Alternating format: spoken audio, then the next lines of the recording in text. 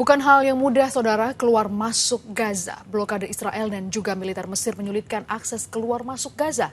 Tim Informan punya cerita bagaimana seorang jurnalis Indonesia berhasil menyusup masuk Gaza lewat terowongan bawah tanah. Di sana ia bertemu salah satu petinggi Hamas. Tak mudah memang untuk bisa masuk ke jalur Gaza saat perang berkecamuk. Walaupun sedang menjalankan misi kemanusiaan, otoritas Mesir dan Israel begitu ketat melakukan pemeriksaan di perbatasan. Tim Informan juga pernah gagal masuk ke Gaza usai ditolak otoritas Mesir.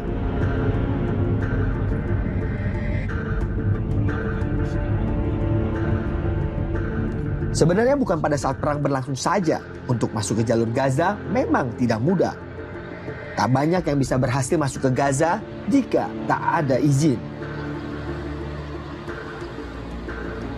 Saat perang masuk ke Gaza harus mendapatkan izin dari otoritas Mesir dan Israel di perbatasan Rafah.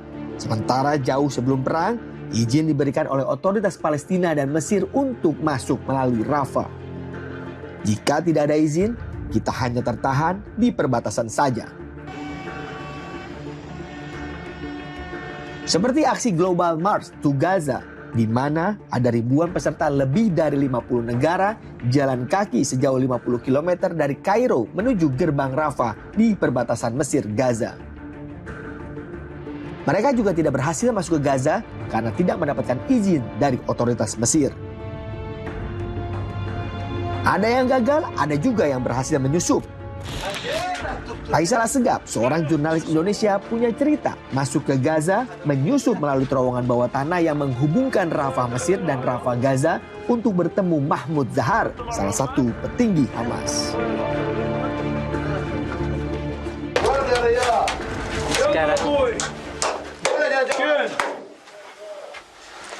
Afwan. Assalamualaikum. Sekarang saya berada di terowongan dari Rafah menuju Gaza, tingginya sekitar 2 meter. Perjalanan menuju sana, panjang terowongan sekitar panjang terowongan sekitar 200 meter. Tapi untuk masuk ke sini harus ada izin dari pemerintah Hamas dan saya sudah menunggu selama hampir 3 jam untuk mendapatkan. إندونيسي وقف خد اقول لك يا معرة امسكوا محمد ايوه مصطفى انا فيصل خد فيصل ايوه طب اسمع خد طلع فيا عفوا لا فهمت يا فيصل انظر الي ايوه خد اقول لك ايوه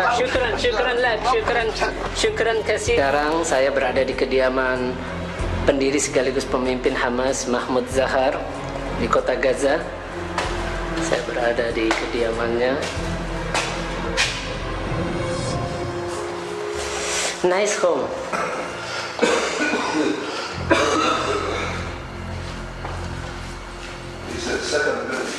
Second? Yes, the first one was collapsed.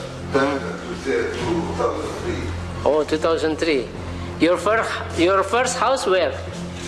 First house was destroyed. This was here. Here too. He was here. This is a new building. Oh, new. Alhamdulillah ya Allah. هل أنت صحة? You are okay, Mr. Zahar? I am very exciting. Everything is good. I am exciting. Mr. Zahar, may I ask something? Yes.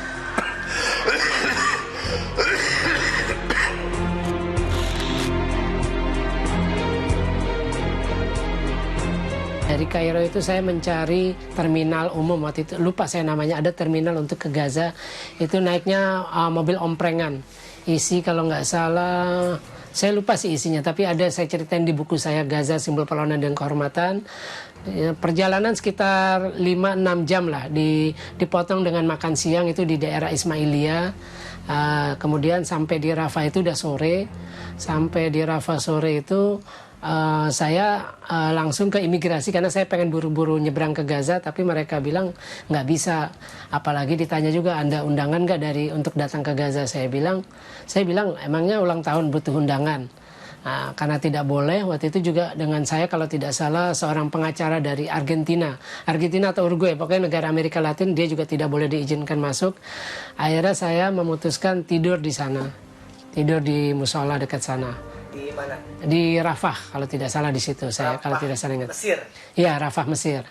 Nah, besoknya saya coba lagi, paginya itu buka itu saya sempat merekam warga Gaza yang ingin masuk ke Gaza, warga Gaza yang habis pulang dari belanja atau kepentingan lainnya.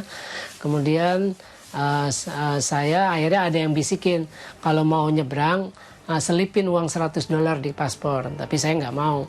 Kemudian mungkin karena lihat calo itu udah tahu saya dari kemarin, akhirnya saya ditawarkan lewat terowongan. Itu mereka buka harga 250. Kalau tidak salah ingat itu dealnya itu di angka $200 untuk nyebrang saja.